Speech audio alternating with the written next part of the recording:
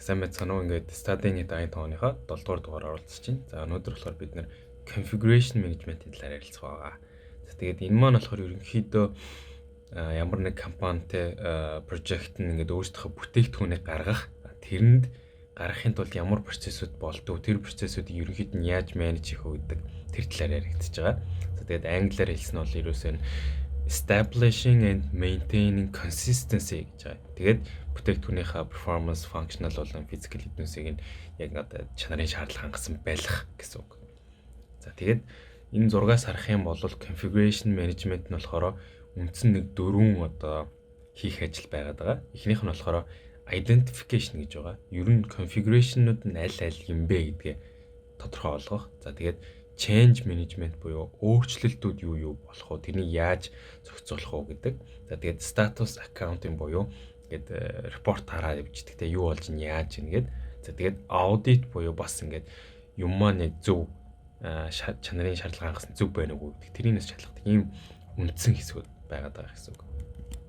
Тэгээд түүхээс нь ярих юм бол анх 1950-ад онд Америкийн Department of Defense гэж байдаг одоо засгийн газрын хамгаалалтын батлан хамгаалахын холбоотой нэг газар энийг ашиглаж эхэлсэн байдаг. Ерөнхийдөө бол зэвсэг үйлдвэрлэх эсвэл зэвсэгтэй холбоотой тийм процессууд дээр аягүй чухал байсан учраас анх ашиглаж эхэлсэн гэсэн үг. За тэгээд энэ маань цаашдаа болохоор civil engineering буюу те бусад салбар руу ороод дээрс нь IT-д бас ороод ирсэн.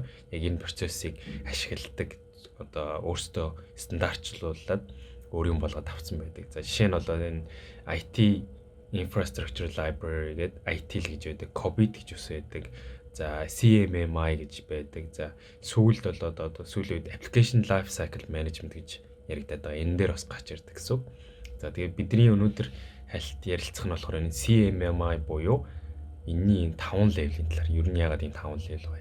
Хамгийн ихнийх нь бол initial буюу ерөөсөө ингээд ямар ч зохион байгуулахгүй гэж аахгүй. Ямар нэг юм болвол react хийдэг. За дараачих нь болохоор энэ managed буюу те арай нэг тодорхой болоод ирдэг. Тэгээд define буюу яах вэ гэдгийг бүр мэддэг те. Тэгээд control буюу өөрсдөө ингээд зохицуулдаг. Тэгээд optimize буюу илүү сайн болгоод ирнэ гэсэн үг. За тэгээд configuration management нь дотроо нэг юм 3 хэсэг байгаа юм. Process буюу ямар таскууд байх уу, үр дүн нь юу байх вэ, яаж ажиллах вэ гэдэг.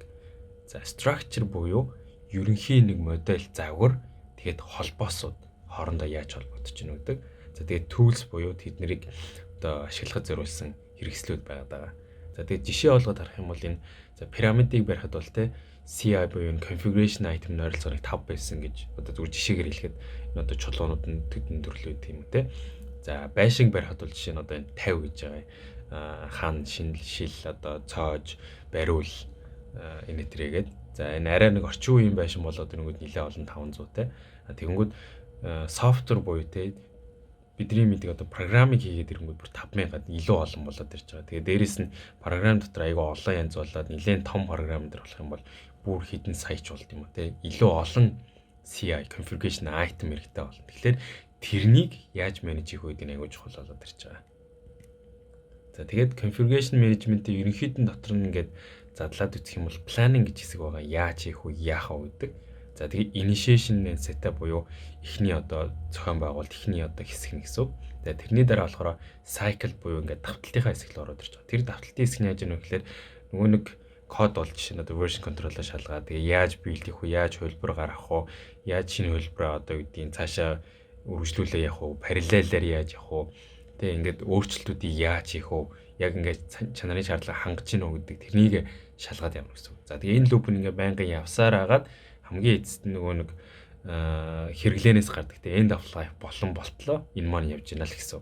За тэгээд дуусахтаа бол close out буюу transfer гэдэг те. За ингээ бүх датагаа устгах нь бүх юм устгах гэдэг юм уу. Тийм процессыг явагдана гэсэн. Тэгэхээр ямар нэгэн бүтээгдэхүүн ингээд бүхэл бүтэн амьдралын life cycle-ийн хувьд configuration management хийж амжилттай ажиллаулдаг, чанарын шаардлага хангадаг те consistent байлгадаг байгаад байна гэсэн.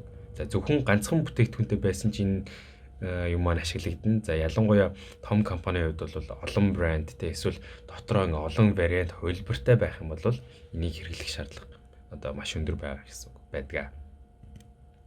За тэгээд нэг жишээ нь бол одоо энэ чинь baseline-аас branching гэж явагдаж байна те. Ер нь бол baseline буюу үндсэн нэг юм суурь нь байгаа даа. За энэ нэг суурь ингээ хийнэ. За тэндээсээ магадгүй одоо юу гэдэг нь А хувилбар, Б хувилбар гэдэг өөр хоёр хувилбар хийгээ явцдаг. Тэгээд хувилбарын дотроо бас 1-р, 2-р те өөр вершнтэй болоо явдаг. Шинжилэлүүд нь явагдана гэсэн үг. За энэ зурган дээр харагдж байгаа бол те энэ харууд нь ингээд өөрчлөлттэй ингээд зогсоцсон. За энэ ингээд одоо сэвлэгдсэн гэсэн үг ингээд явж байгаад дараачийн энэ дөрөвдөхөөс 2 салаа авчиж байгаа. AB 2 хувилбар. Тэгээд нэг нь тусдаа нөгөөх нь тусдааг хоёр тийш. Үндсэн юм нь бол ижлэгийн эхэлсэн гэсэн үг. За тэгээд configuration item гэж яриад байгаа. Ер нь энэ нь юу юм бэ гэхэлэр хэрэгцээтэй бүх юмнуудыг л хэлээд байгаа. Нөгөө нэг том бүтээгдэхүүнээ ингээд авч явахад юу тохируулах хэрэгтэй вэ гэдэг initiation дээр тохируулаад гаргацсан бэлтцсэн юм аялж байгаа. Тэрэн дотор хамгийн энгийнээр бол 3 янз байгаад байгаа. Нэг нь болохоор atomic буюу ерөөс ингээд нэг ширхэг юм. Энэ болохоор ингээд энэ нэг юмний name version те 1-р хувилбар, 2-р хувилбар гэдэг. За нөгөөх нь placeholder буюу ингээд ер нь бол folder л гэсэн үг л. Энэ folder дотор өшөө олон юмнууд нь байгаа. Олон нөгөө нэг atomicуд нь байгаа. За эсвэл container буюу энэ нэг арай нэг хувилбартай юм болоод байгаа. Яаж ийм гэхээр placeholder контейнерийн ялгаа нь болохоор нэг нь ингээд folder дотор нь юм байгаа. Тэр нь ингээд өөрчлөгдөхгүй. Ерөөсөө folder нь бол өөрчлөгдөхгүй ганцхан байна л гэсэн үг. Контейнер болоод ирэнгүүт folder-оор баг ингээд version болоо явчихж байна л гэсэн. Тийм жоох ялгаатай. Тэгээд бичсэн тайлбар нь бол те member нь versionable өөрөө versionable биш. Ганцхан folder байна л гэсэн. Нөгөөд нь болохоор member-ч дээр өөрөө ч тэр versionable буюу те хувилбарууд байх боломжтой гэсэн. За тэгээд ерөнхийдөө configuration management гэдэг маань юм байд юм байна. За тэгээд ялангуяа томхон компаниуд нэлээд үйлдвэрлэжилт ихтэй эсвэл олон төрлийн бүтээгдэхүүнтэй байдаг бол энийг хэрэглэх нь зүйтэй. Дээрээс нь илүү олон жилийг хардаг те олон жил үргэлжилдэг бүтээгдэхүүнүүдийн үед энэ бол маш чухал болоод ирдэг. Чанарын шаардлага хангах, consistent байлгах, бүх менежментүүдэд алдагдaltaгүй хийж явуулах те энэ бол айгүй чухал болоод ирдэг гэсэн үг. За ингээд өнөөдрийн дугаар маань дуслаа. Дараагийн дугаар уулзцаа. Баяр таа.